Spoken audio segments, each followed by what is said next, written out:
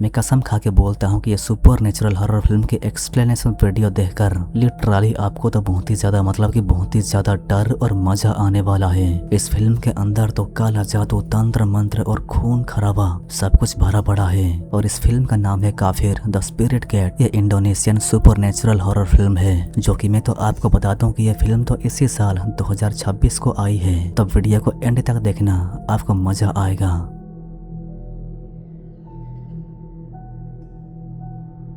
तो फिल्म की शुरुआत में हम देख पाते हैं एक औरत श्री को, जो कि ये तो छोटा सा गड्ढा करने के बाद इस गड्ढे के अंदर तो कुछ चीजों को डाल के और एक मारी हुई सांप की आंखों को निकाल के इस गड्ढे के अंदर डालने के बाद वो तो नाइफ से अपने हाथ को काटती है और अपने खून को इस गड्ढे के अंदर गिरा के एक मंत्र को चांटिंग करते हुए बोल रही होती है कि ये तावीज हमारे परिवार को सेफ रखे। कि तो इस रिचुअल को खत्म करने के बाद हम एक घर को दिखवाते हैं, जो कि घर के अंदर तो एक लड़की टीना और यहाँ पे उसका भाई एंडी और उसकी पत्नी रानी को दिखवाते हैं, जो कि इनका एक गन्ने का खेत होता है। एंडी तो गन्ने के बिजनेस में है, जो कि एंडी तो तीनों को बोल रहा होता है कि इंटर्नशिप करने के बाद तुम क्यों नहीं हमारे बिजनेस में हाथ बटाओ, तुम भी हमारे साथ काम करने लग जाओ। मेरा ये कहना है कि तुम इंटर्नशिप छोड़ो, हमारे बिजनेस में हाथ बटाओ, तुम्हें सैलरी मिलेगी। ये सुनने के बाद तो तीनों गुस्सा हो जाती है। एंडी तो तीनों को इसलिए अपने साथ काम करने के लिए बोल रहा होता है क्योंकि वो तो अपनी बहन से दूर रह नहीं सकता। फिर हम दिखवाते हैं कि घर के अंदर तो उनकी माँ श्री आ जाने के बाद दरवाजे पे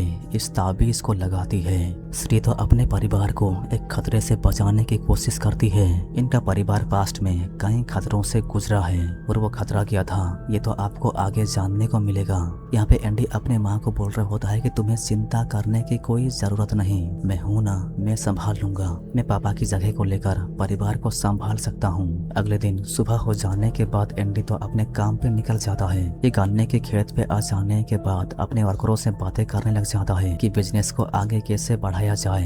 यहाँ पे श्री को दिखवाते हैं, जो कि ये तो एक बुढ़े के पास आ जाने के बाद इससे पूछती है कि क्या हमारा परिवार सेफ है। ये बुढ़ा तो एक तांत्रिक है, जो कि ये तो बता रहा होता है कि तुम्हारा परिवार मतलब कि तुम्हारे घर के अंदर वो गेट पे जब तक वो ताबीज है तब तक तुम्हारा परिवार तो सेफ है, कोई भी बुरी चीज तुम्हारे घर के अंदर घुस नहीं सकती।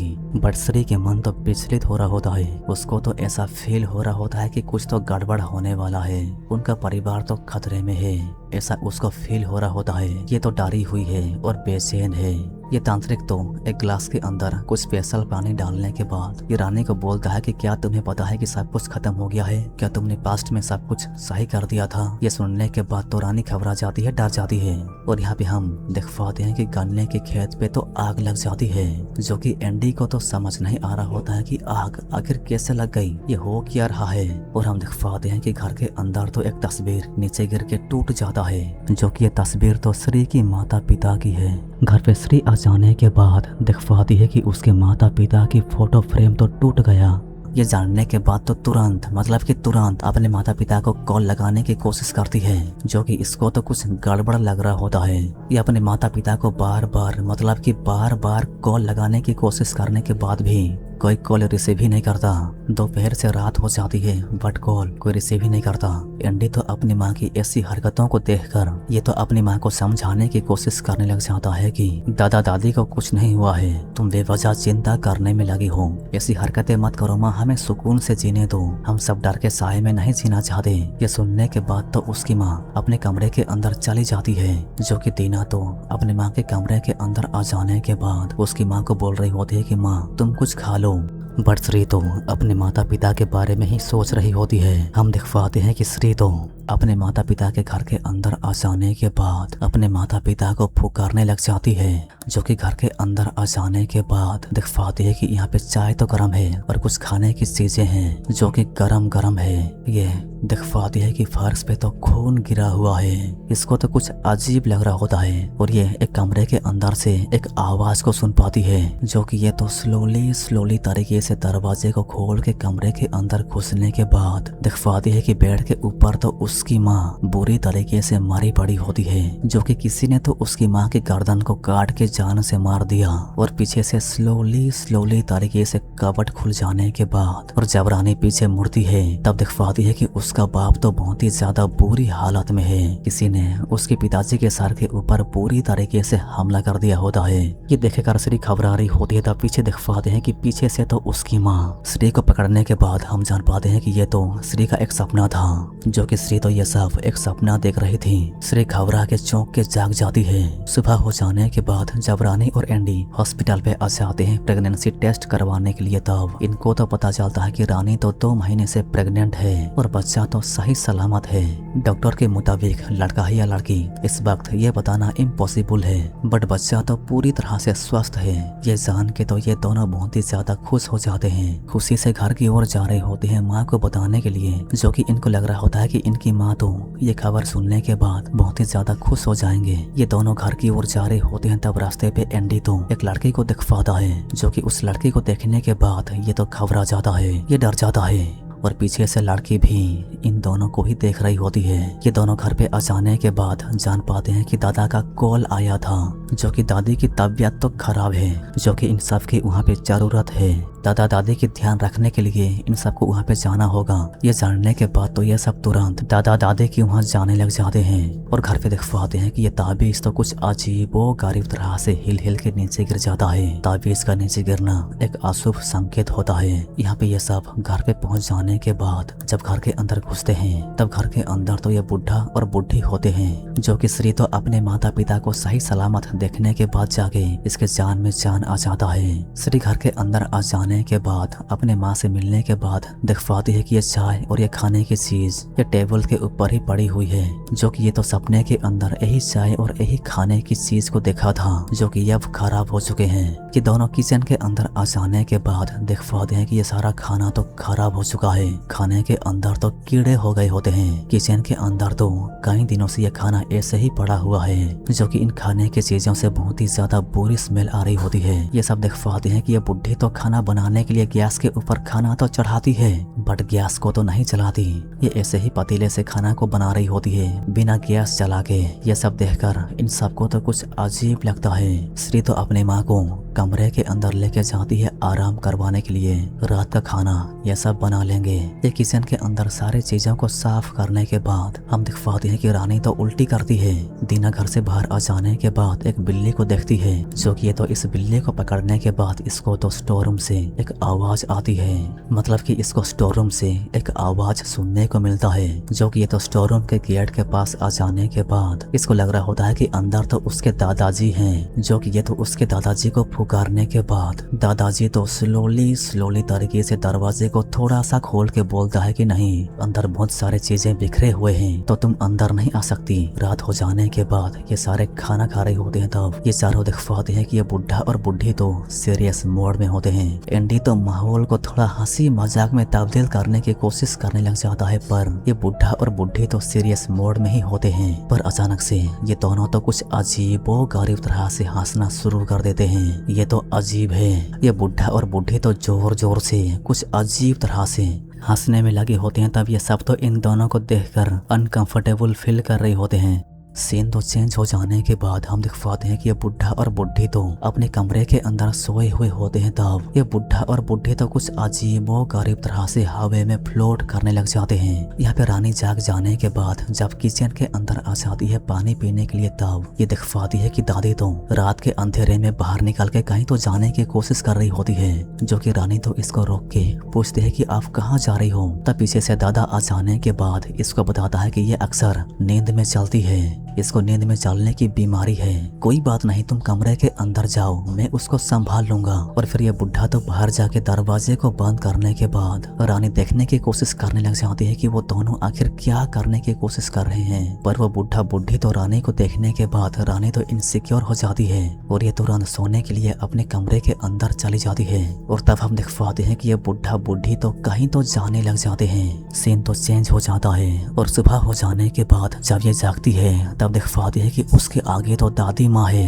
रानी दादी को देखकर डर जाती है, घबरा जाती है। सीन चेंज हो जाने के बाद हम देख पाते हैं कि बुढ़ा तो कहीं तो जा रहा होता है। उसके पीछे पीछे श्री उसके पिताजी को बोल रही होती है कि आप जूते भी नहीं पहने हुए हैं, आप कहाँ जा रहे हैं। पर उसका बाप तो श्री को कुछ रिस्पॉन्स न देके चला जाता है।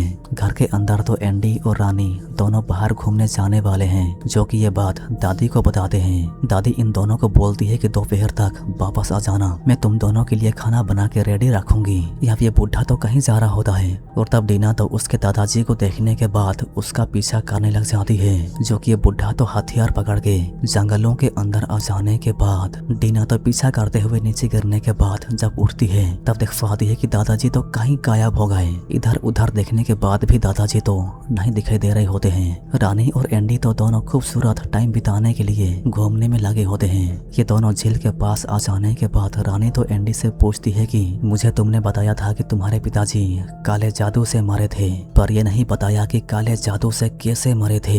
ये सुनने के बाद एंडी तो रानी को सब कुछ पास्ट के बारे में बताने लग जाता है कि उसका परिवार तो किस किस मुसीबतों का सामना किया था। शादी से पहले मेरी माँ के दोस्त थे लैला और हरमन, जो कि हरमन उसका फादर बना। एंडी की माँ श्री और लैला दोनों हरमन को पसंद करते थे एंड लास्ट में हरमन तो लैला को चुना। ये जान के श्री तो हरमन को जैसे भी करके पाने की कोशिश करने लगी। हरमन को पाने के लिए श्री ने एक आसान रास्ता चुना, काले जादू और तंत्र मंत्र का। काले जादू और तंत्र मंत्र से श्री ने हरमन को तो पा लिया। फिर पता चला कि लैला तो प्रेग्नेंट है।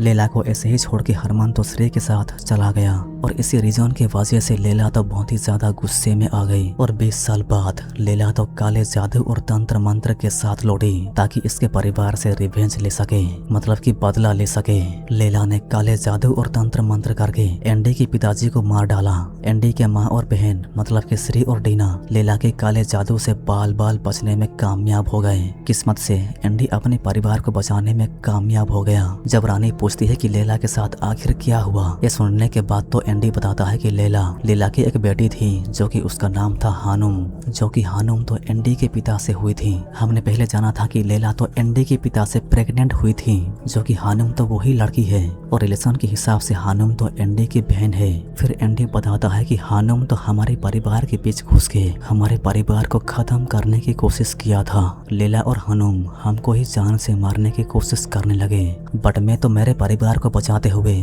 उनको जला के मार दिया और दोनों जलकर मर गए। ये सब पास्ट के रियलिटी रानी को एक्सप्लेन करने के बाद एंडी देख पाता है कि उसके आगे तो एक लड़की है, जो कि एंडी को लग रहा होता है कि ये लड़की तो हानुम है, बट कैसे?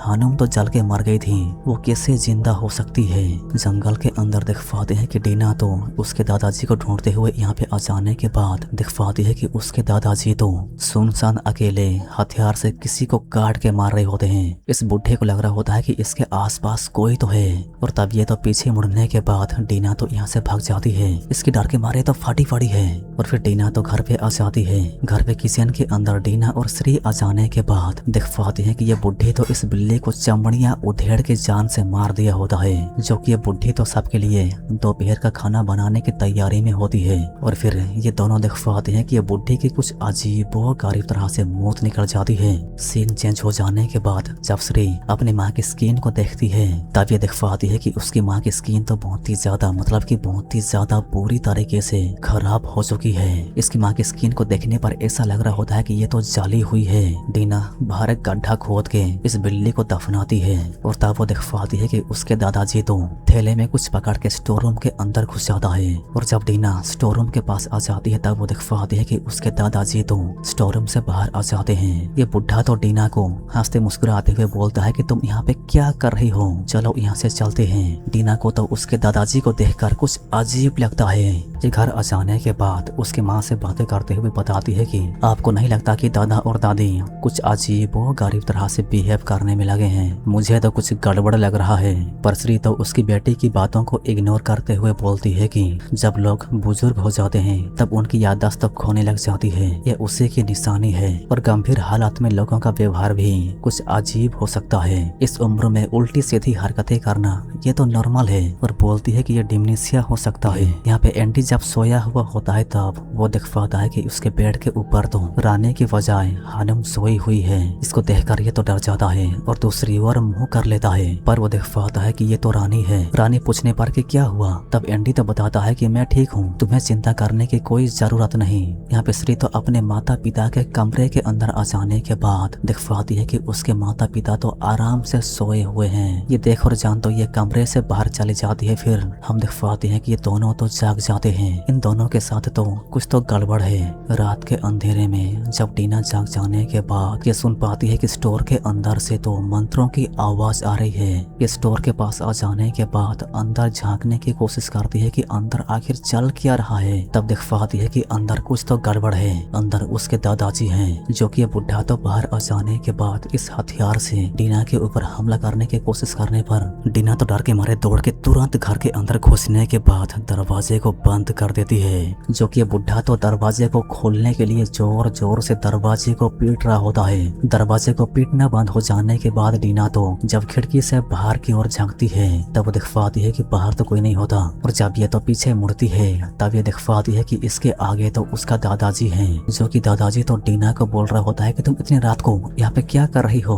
और तब डीना तो बोलती है कि मैं पानी पीने आई थी। जो कि डीना को तो समझ नहीं आ रहा होता है कि दरवाजा बिना खोले दादाजी अंदर कैसे आ सकते हैं। एंडी के कमरे के अंदर जब रानी सोई हुई होती है तब ये तो जाग जाने के बाद दिख पाती है कि उसके आगे तो ये बुढ़ी है, मतलब कि उसकी दादी माँ है। इस बुढ़ी को देखकर ये तो लंबी लंबी सांसें लेने लग जाती है। जो कि बुढ़ी तो इसके पास आ जाने के बाद इसकी पेट को पकड़ती है और पेट को कुछ अजीबोगरीब तरह से संवारने लग जाती है। बट सीन चेंज हो जाने के बाद हम दिख पाते हैं कि डीना तो अपनी माँ को बता रही होती है कि ये कोई डिमेंशिया नहीं है। कल रात जिसको मैंने देखा वो तो दादाजी नहीं थे, वो तो कोई और है जो कि मुझको तो खतरा लग रहा है। पर श्री तो उसकी बेटी की बातों पर विश्वास तो नहीं करती। श्री बोल रही होती है कि तुम बेवजह परेशान हो रही हो, ऐसा कुछ नहीं है, तुम्हारा यह सिर्फ वहम है। यहाँ पे रानी एंडी को बोल रही होती है कि मैं यहाँ पे और रह नहीं सकती, तुम्हारे दादी के साथ कुछ तो गड़बड़ है, मुझे तुम्हारी नानी से डर लग रहा है, वो कल रात हमारे कमरे के अंदर आई थी। ये सुनने के बाद एंडी तो रानी को बोलता है कि ऐसा तो कुछ नहीं है, तुम बेवजह परेशान हो रही हो, वो मेरी दादी है, दादी तुम्हारा नुकसान नहीं सोच सकती, वो तुमको चोट नहीं पहुँचा सकती। एंडी भी रानी की बातों को सीरियस नहीं लेता और इसके वजह से रानी तो घर के अंदर आ जाने के बाद डीना को कुछ बताने के लिए बोलती है। जो कि ये दोनों बुढ़ा बुढ़ी खिड़की से देख रहे होते हैं। घर के बाहर गेट पे एक आदमी आया होता है। जो कि इसके पास तो श्री आ जाने के बाद ये आदमी श्री को बोलता है कि मैं पड़ोस से हूँ, क्या घर के मालिक वापस आ गए, मुझे मस्जिद के चंदे का एक लेटर देने के लिए बोला गया है। श्री तो सोच रही होती है कि वापस आने से क्या मतलब, ये घर कब खाली था। ये आदमी तो बता रहा होता है कि मैं कुछ दिन पहले यहाँ पे आया था ये लेटर देने के लिए, तब घर पे तो कोई नहीं था, मैंने दरवाजा और सारी खिड़कियां खटखटाई थी पर घर के अंदर तो कोई नहीं था। ये सुनने के बाद तो श्री थोड़ी सी घबरा जाती है। ये अपने माता पिता के कमरे के अंदर आ जाने के बाद देख और जान पाती है कि कमरे के अंदर तो कोई नहीं है, मतलब कि उसके माता पिता तो घर पे नहीं है। ये जानने के बाद तो ये सारे के सारे जंगल पे आ जाने के बाद बुढ़ा और बुढ़ी को ढूंढने लग जाते हैं। जंगल के एक पॉइंट पे आ जाने के बाद डीना तो बताती है कि मैंने इस जगह पे दादाजी को देखा था, जो कि यहाँ पे इन सबको देखने को मिलता है एक जानवर की लाश को, जो कि लाश को टुकड़ों में काटा गया होता है। यहाँ से बहुत ही ज्यादा गंदी बदबू आने के वजह से रानी तो उल्टी करने लग जाती है। यहाँ पे कई सारे बकरियां मारे पड़े होते हैं, किसी ने इनको काट के मार के सिर को उखाड़ के लेके गया और डीना को लग रहा होता है कि ये तो दादाजी ने किया है। यहाँ पे रानी तो उल्टी करने में लगी होती है तब वो दिख पाती है कि झाड़ियों के अंदर तो कोई एक अजीब और गरीब सा आदमी होता है, जो कि उसको देखने के बाद रानी तो डर जाती है। यहाँ पे एंडी आ जाने के बाद जब रानी पीछे मुड़ती है तब दिख पाती है कि यहाँ पे कोई नहीं होता। रात हो जाने के बाद जब ये सब घर के अंदर आ जाते हैं तब देख पाती है कि घर के अंदर तो बुढ़ा और बुढ़ी मजे में डांस कर रहे होते हैं। दोनों की पैर तो बहुत ही ज्यादा गंदे हैं। इन दोनों के साथ पूछा जा रहा होता है कि अब कहाँ गए थे, क्या अब जंगल के अंदर गए थे, पर ये दोनों तो कुछ रिस्पॉन्स नहीं देते। यहाँ पे इस बुढ़ी को पता चलता है कि रानी तो प्रेग्नेंट है। ये जान के इनको समझ नहीं आ रहा होता है कि इसको आखिर कैसे पता कि रानी प्रेग्नेंट है। इस बुढ़ी को तो नहीं बताया गया था कि रानी प्रेग्नेंट है। ये जान के एंडी को तो कुछ खटकने लग जाता है। ये जब वॉशरूम के अंदर मुंह धो रहा होता है तब दिख पाता है कि उसके पीछे तो हनुम है, जो कि क्रीपी तरीके से हंसते हुए एंडी को जान बोल के पुकारती है। और तब एंडी तो पीछे मुड़ने के बाद दिख पाता है कि यहाँ पे कोई नहीं होता। ये घबरा जाता है, इसको तो गड़बड़ लगने लग जाता है। ये अपने दादाजी के कमरे के अंदर आ जाने के बाद दिख पाता है कि कमरे के अंदर तो कोई नहीं होता, न दादा न दादी। फिर ये तो स्टोर रूम के बाहर आ जाता है। तब इसको तो स्टोर रूम के अंदर से कुछ मंत्रों की आवाज सुनने को मिलता है, जो कि अंदर से तो मंत्रों के जरिए ये बोला जा रहा होता है कि पूर्णिमा की रात मारे हुए लोग फिर से जिंदा हो जाएंगे। और जब ये होल से झांक के देखता है तब वो दिख पाता है कि इसके अंदर से तो दोनों दादा और दादी पूजा पाठ करते हुए एक रिचुअल का परफॉर्म कर रहे होते हैं। और फिर दिख पाता है कि ये बुढ़ा और बुढ़ी तो कुछ अजीबो गरीब तरह से कच्चे मांस को खाने लग जाते हैं। ये देखकर इसकी तो फट गई। ये डर के मारे घबरा जाने के बाद इससे थोड़ा सा आवाज आ जाती है। इस आवाज को सुनकर बुढ़ा और बुढ़ी तो जान पाते हैं कि बाहर कोई तो है। और तब एंडी तो यहाँ से भाग जाता है, मतलब कि घर के अंदर की ओर जाता है। घर के अंदर दिख पाते हैं जब श्री तो जाग जाती है। तब ये तो एंट्रेंस पे आ जाने के बाद यहाँ पे हरमन उसका पति पीछे से गाली लगाता है, जो कि इसको तो होश आ जाने के बाद कि हरमन तो मर चुका है। तब ये तो सतर्क हो जाती है। ये तो डीना को उठा रही होती है। तब दिख पाती है कि उसके आगे तो कोई नहीं होता।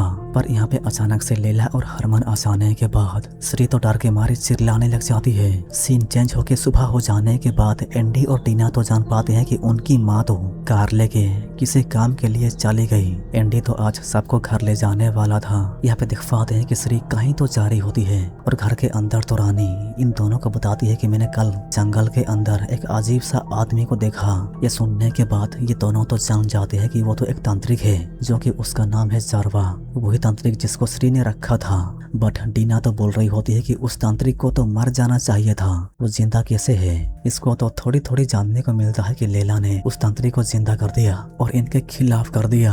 ये सब सुनने के बाद एंडी तो बता रहा होता है कि मुझे हनम की आत्मा दिखाई दे रही है। इनको समझ नहीं आ रहा होता है कि आखिर यहाँ पे हो क्या रहा है। और यहाँ पे दिख पाते हैं श्री को, जो कि ये तो इस तांत्रिक के पास आ जाने के बाद इसको बता रही होती है कि मेरी बहू तो प्रेग्नेंट है, बच्चे को बचाने के लिए मुझे क्या करना चाहिए। ये सुनने के बाद ये तांत्रिक तो बता रहा होता है कि ये इतना इजी नहीं है। शैतान उससे नफरत करते हैं जो शैतान से मुंह मोड़ लेता है। पहले श्री तो शैतान की पूजा करती थी। इस तांत्रिक को पता चलता है कि श्री को दुष्ट और खतरनाक आत्माएं धोखा दे दिया है। इसको अपने परिवार को छोड़ के यहाँ पे नहीं आना चाहिए था। इसका परिवार तो खतरे में है। यहाँ पे घर पे दिख पाते हैं कि एंडी तो इस स्टोर रूम के दरवाजे को खोलने की कोशिश करने लग जाता है। और डीना तो रानी को अकेले छोड़ के कुछ ढूंढने में लगी होती है, जो कि यहाँ पे रानी के पास ये बुढ़ी औरत है और ये बुढ़ा भी है, जो कि रानी को पास बुलाने के बाद हम दिख पाते हैं कि रानी तो डरी और घबराई हुई है। ये डर के मारे लंबी लंबी सांसें लेने में लगी होती है। तब ये बुढ़ा इसके पास आ जाने के बाद रानी को कुर्सी पे बिठाता है।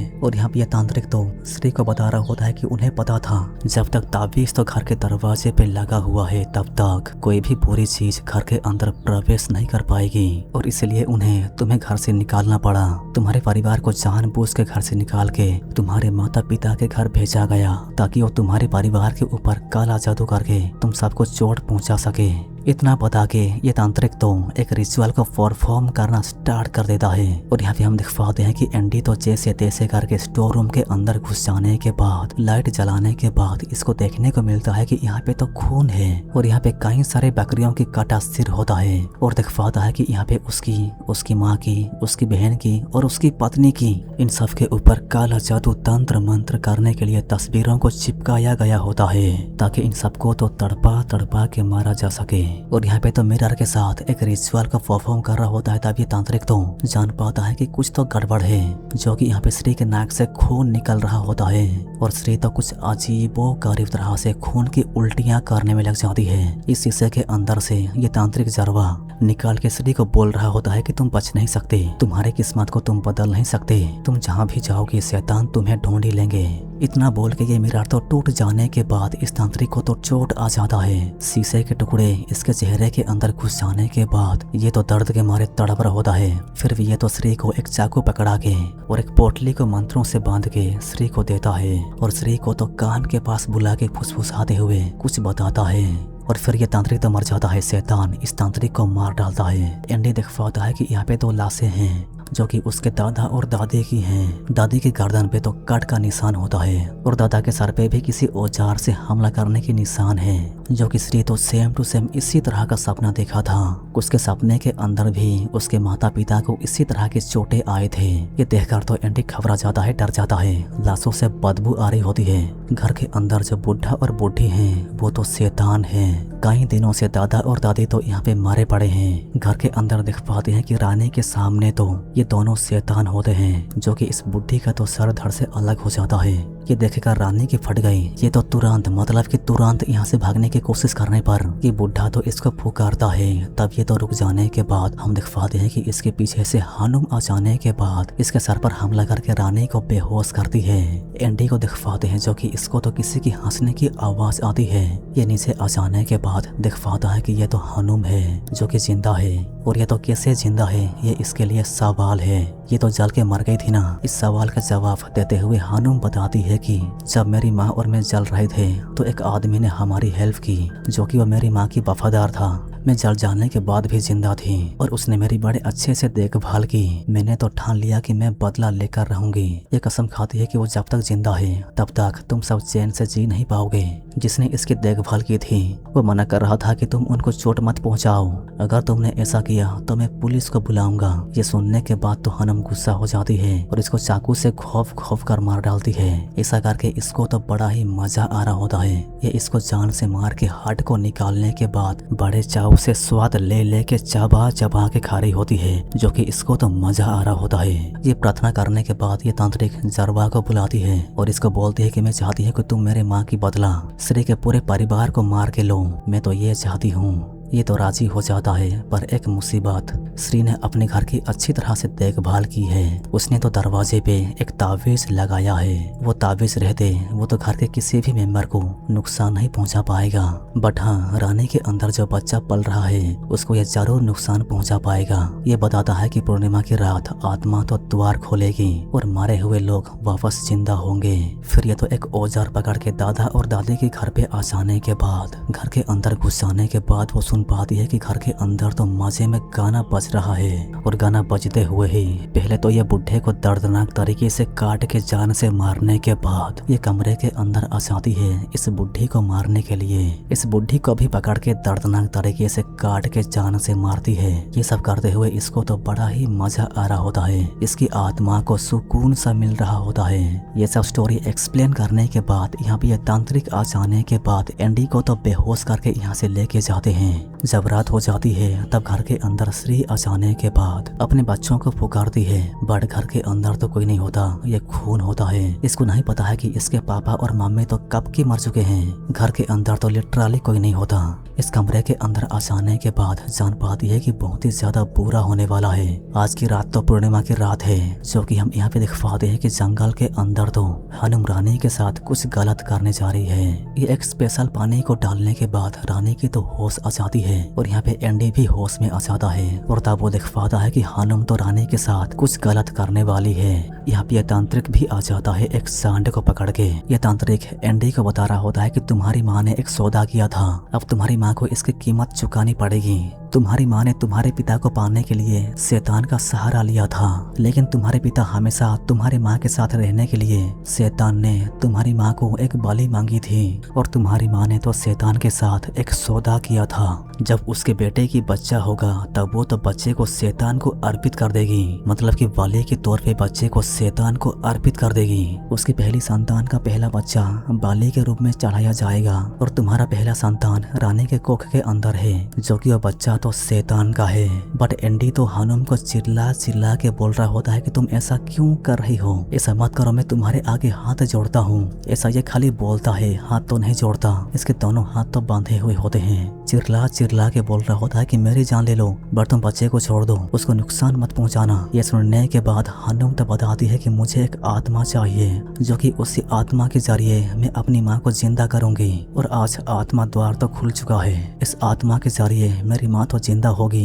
यहाँ पे एक सांड होता है जो कि तांत्रिक तो इसी सांड के ऊपर तंत्र मंत्र करते हुए काला जादू करने लग जाता है। यहाँ पे हनुम तो रानी की पेट को पकड़ के पेट को प्रेस करने में लगी होती है। इसके प्राइवेट पार्ट के अंदर हाथ को घुसा के बच्चे को खींच के बाहर निकालने की कोशिश करने में लगी है। और यहाँ पे हम देख पाते हैं कि श्री तो पेट्रोल पकड़ के अपने परिवार को बचाने के लिए जा रही होती है और फिर रानी तो बेहोश हो गई। हनुम छोटे से बच्चे को खींच के निकालने के बाद चाटती है। ये सब करते हुए इसको तो सुकून सा मिल रहा होता है। और यहाँ पे तांत्रिक तो सांड को काट के जान से मारने के बाद यहाँ पे श्री आ जाती है। और ये तो एंडी के हाथ में बंधी रस्सी को काटने के बाद एंडी उसकी माँ को बता रहा होता है कि तुम्हारी गलती की वजह से मेरा बच्चा तो अब नहीं रहा। और यहाँ पे दिख पाते हैं कि इस सांड के पेट से तो कुछ अजीबो गरीब तरह से शैतान के जरिए यहाँ पे लैला तो फिर से जिंदा हो जाती है। हनुम को तो उसकी माँ को जिंदा करके सुकून सा मिल जाता है। और तब यहाँ पे श्री तो अपने आप के ऊपर पेट्रोल डालने के बाद इस तांत्रिक को जान से मारने की कोशिश करते हुए ये तो एक पोटली को निकालती है जो कि इस पोटली को तो उस तांत्रिक ने दिया था। इसके अंदर तो जादुई शक्तियां हैं जो कि वो तांत्रिक तो अब मर चुका है। श्री इस पोटली को इस तांत्रिक के ऊपर फेंकने के बाद ये तांत्रिक तो दर्द के मारे तड़प रहा होता है। और तब श्री तो इसको चाकू मार के जान से मार डालती है। तांत्रिक की बॉडी तो धूल बन के उड़ जाती है। श्री के पास लैला और हनुम को मारने का एक प्लान होता है जो कि वो तो अपने आप को सैक्रिफाइस करके उन दोनों को जान से मारेगी। बट डीना तो ऐसा करने से उसकी माँ को रोकने की कोशिश तो करती है बट श्री तो नहीं रुकती। ये तो मसाल को पकड़ के अपने आप के ऊपर आग जला के लैला के पास आके लैला को गले लगा के इसको जला डालती है। खुद तो आग से जल के मारती है पर इसको भी लेके चलती है।